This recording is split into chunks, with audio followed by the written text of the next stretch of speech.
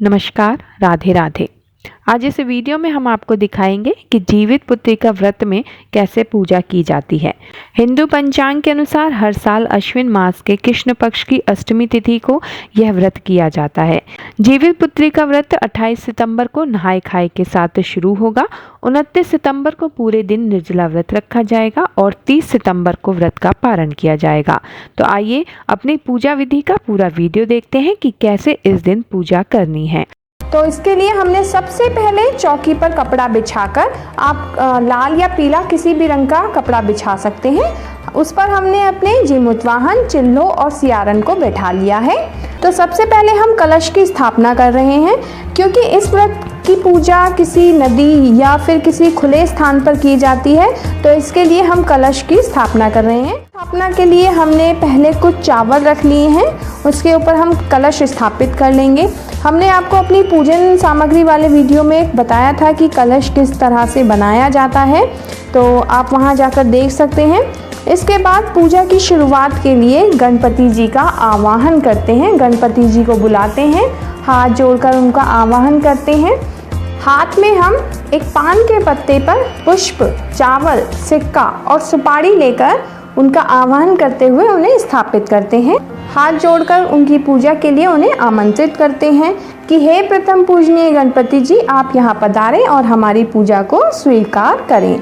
अब गणेश जी का स्वागत करने के बाद गणेश जी को हम स्नान कराते हैं।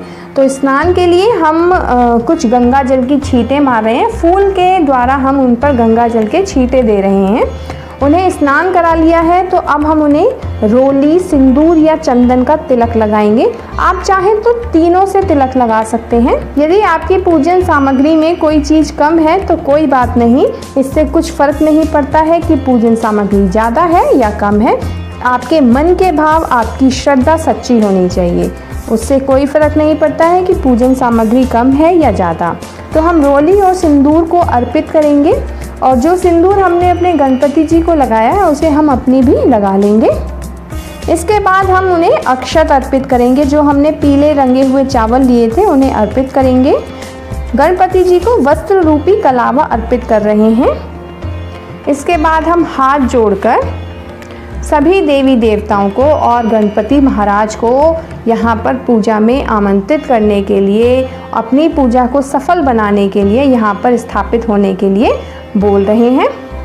अब हम जीमूत वाहन, चील और सियारन को स्नान करा लेंगे, इसी तरह से जैसे हमने गणपति जी को कराया था। कहा जाता है कि चील और सियारन ने भी यह व्रत किया था, इसलिए हम उनका भी पूजन इसमें करते हैं। सभी के तिलक करेंगे। अब वस्त्र रूपी कलावा अर्पित करते हैं। आप चाहें तो वस्त्र भी अर्पित कर सकते हैं। जब हम मौली या कलावे को बांधते हैं तो ये रक्षा सूत्र हो जाता है, लेकिन जब हम इस तरह से उन्हें अर्पित करते हैं तो वह एक वस्त्र का काम करता है। अब हम रंगे हुए पीले चावल अर्पित करते हैं। ये हल्दी से रंगे हुए चावल हैं। सभी को पुष्प अर्पित करेंगे। गणेश भगवान की पूजा में दुर्वा का भी बहुत महत्व है, तो गणपति जी को हम दुर्वा अर्पित करेंगे।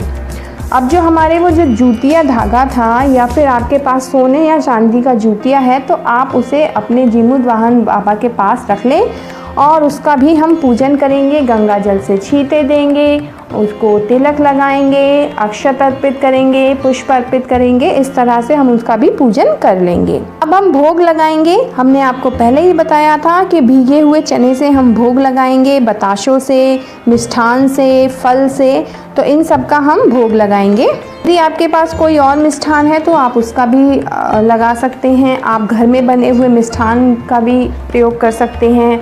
कुछ लोग ठेकुए का मिष्ठान बनाकर उनको अर्पित करते हैं, तो आप इस तरह से भी कर सकते हैं। फल अर्पित करेंगे। अब जो हमने अपने बच्चों के लिए खिलौने मंगवाए थे उन्हें हम जीमूत वाहन बाबा के पास रख देंगे, जिससे हमारे बच्चों को उनका आशीर्वाद प्राप्त हो सके। अब हम हाथ में पुष्प, अक्षत, सिक्का लेकर जीतिया व्रत की कथा सुनेंगे। कथा सुनने के बाद दीपक से सभी की आरती उतारेंगे, धूप से आरती उतारेंगे। अब हम हाथ जोड़कर सभी को क्षमा प्रार्थना करेंगे कि यदि हमारी पूजा में कोई कमी रह गई हो, कोई भूल हो गई हो, तो हमें माफ़ करें। सभी के पैर छू के आशीर्वाद लेंगे। हमारा जीतिया धागा है उसे हम पूजा करके जब हमारी पूरी पूजा, ये हमारी पूजा संपन्न हो चुकी है, तो हम अपने इस जीतिया धागे को अपने पूजा करने के बाद पहन लेंगे अपने गले में।